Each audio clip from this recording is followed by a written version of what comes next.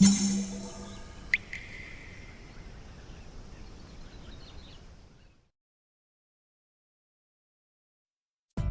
うも、庭園アクアリスト黄昏です。皆さん、コリドラス好きですか？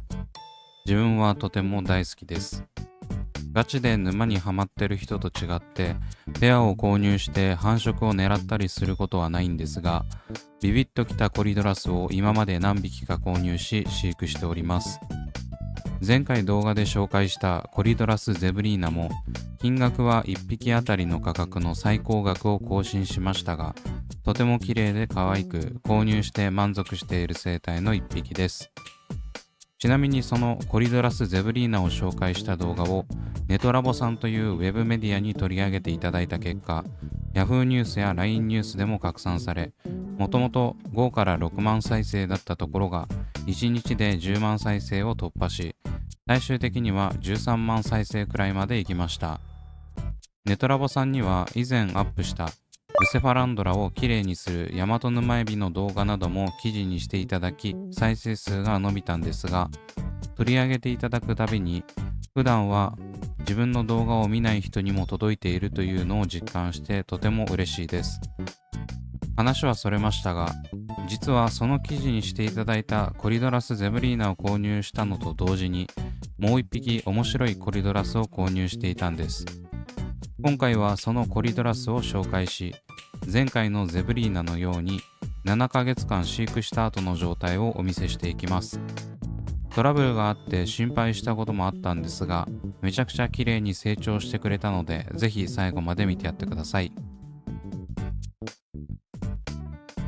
それでは早速やっていきます。先ほどお話ししたように、ゼブリーナと同時購入しているためペットバルーンです。前回お話しした通り、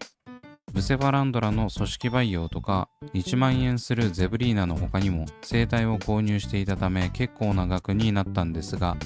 履歴を確認したところ、この発泡スチロールの中には2万7000円分の生態や水草が入っていたことが分かりました。送料も合わせると1回の購入で2万8800円使ってる計算になります。いつも言ってるんですが、ネット注文だと送料が1回の購入にかかってくるので、どうせ買うんだったらいっぺんに買った方がいいだろ理論で毎回爆買いしちゃうんですよね。そのせいで来月のクレジット支払いが膨大になり、もやし生活になっちゃうんですけど、最悪雪丸のご飯代さえ確保しておけば自分は米食ってるだけでいいんで、リミッターぶっ壊れたまま今後もやっていきたいと思います。皆さんはクレジットでの支払いは計画的に。というわけで今回紹介する生態はこちら。コリドラスアルビノスーパーロングフィンパレアタス。価格は1匹1780円。こちらは異様に名前が長くなってしまったコリドラスです。アルビノのコリドラスは初めてでドキドキですが、ペットバルーンでは L サイズの個体を販売しているのである程度安心です。結構お高めでしたが、たまには最初から大きい個体を購入してそこから調子を上げていくのも面白いかもしれませんしね。コリドラスアルビノスーパーロングフィンパレアタスはコリドラスパレアタスのアルビノ種で、そこからさらにヒレを伸長させた改良品種です。最大体長は5センチ、適正水温は22から25度、水質は弱酸性から中性、餌は生贄から人工飼料まで幅広く食べます。パレアタスの改良品種ということで、まず最初にコリドラスパレアタスがどういった生態なのかを先におさらいしておきます。コリドラスパレアタスはブラジルパラナ川原産のコリドラスで、青コリという別名を付けられているコリドラスの定番種です。コリドラスといえばこの種類と言っても過言ではないほどメジャーな生態で、ホームセンターでも必ず目にするくらいの流通量です。一番最初に飼育したコリドラスがパレアタスだった人も多いのではないでしょうか。パレアタスはホームセンターでもほぼ出くわすレベルで流通しているため、改良品種がいくつか存在しており、今回紹介するアルビノロングフィンもその中の一つです。アルビノといえば皆さんご存知の通り、色素が薄い種類であり、目が赤く体色が白いことが特徴です。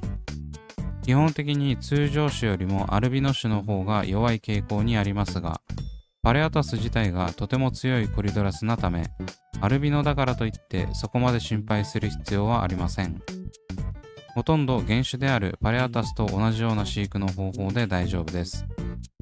しかし、その中でもアルビノと原種で違うかもしれない部分があるんですが、それは水温です。実はコリドラスパレアタスは無加温で飼育できるコリドラスとしても有名で、冬の室内とかであれば余裕で生存できるそうです。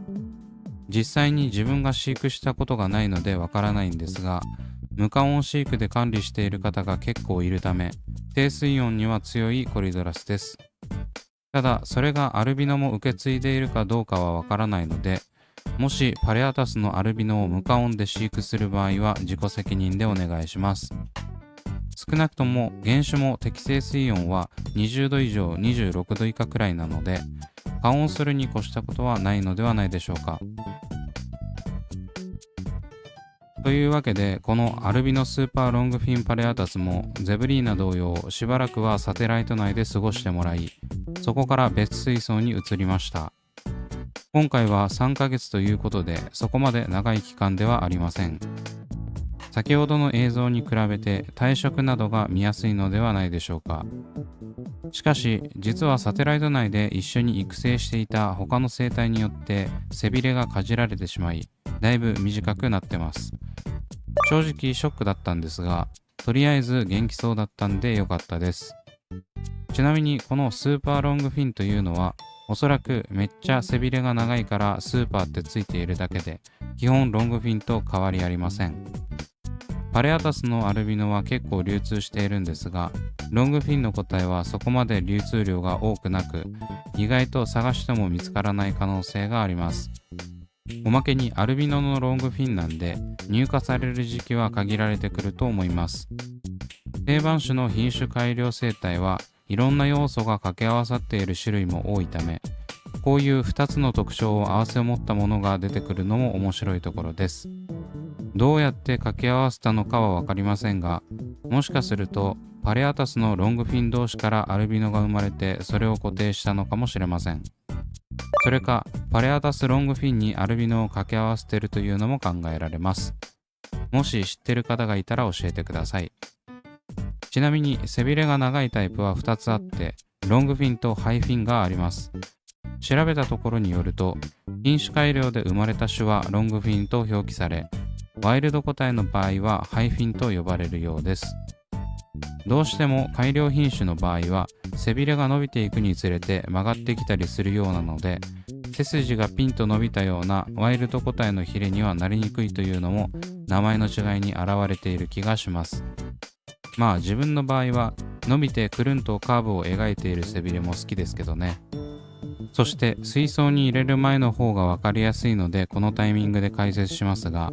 通常のパレアタスではちょっと分かりづらいエラ周辺のラメ感がアルビノの場合はしっかりと見えるので、そこら辺も結構綺麗です。コリドラスは多くの種類がエラ周りにラメがあって上品に光るところが魅力的な要素の一つだと思ってます。正直アルビノ種になってくると元になった種類がわからないんですが、まあそれはそれで面白いです。アルビノブラックネオンテトラとか矛盾してて好き。そんな感じでヒレがかじられたこと以外は順調に育成できていたコリドラスアルビノスーパーロングフィンパレアタスなんですが、3ヶ月後に移動させた水槽でさらに4ヶ月経過した状態がこちら。なんとかじられたヒレが再生し、逆に購入当時よりもヒレが伸長してとても見応えのあるフォルムになりました。やはりワイルド種のようにピンと伸びきった感じの背びれにはなりませんでしたが、それでも半年以上かかって一度かじられたヒレが伸びてきたのは嬉しいです。正直こういうヒレの損傷って傷口は治っても長さとかはそのまんまなことが多いイメージだったので、こんだけ立派になってめっちゃ安心しました。そもそもスーパーロングフィンって呼ばれてるくらいなんで、一番のポイントであるヒレの長さが短くなったら悲しすぎますからね。大きさに関しては元から大きかったこともあってそこまででかくなった感じはしませんが、導入直後の映像と見比べてみても背びれの成長具合が凄まじいです。ゼブリーナも一緒の水槽に入っているんですが、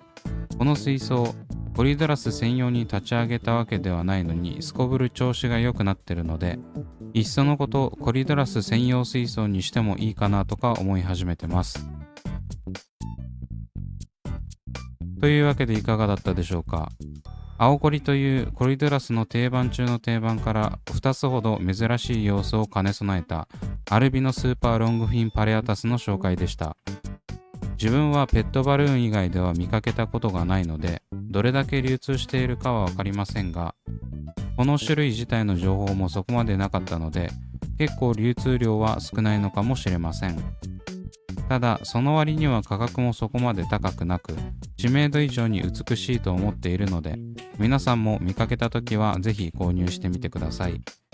自分のように根栄魚によってはヒレを攻撃してくる可能性があるため、そこだけは気をつけましょう。アイコンでしっかり伸びた背びれは圧巻ですし、アルビノ特有のラメ感も見えると思うので、おすすめのコリドラスです。というわけで今回はここまで。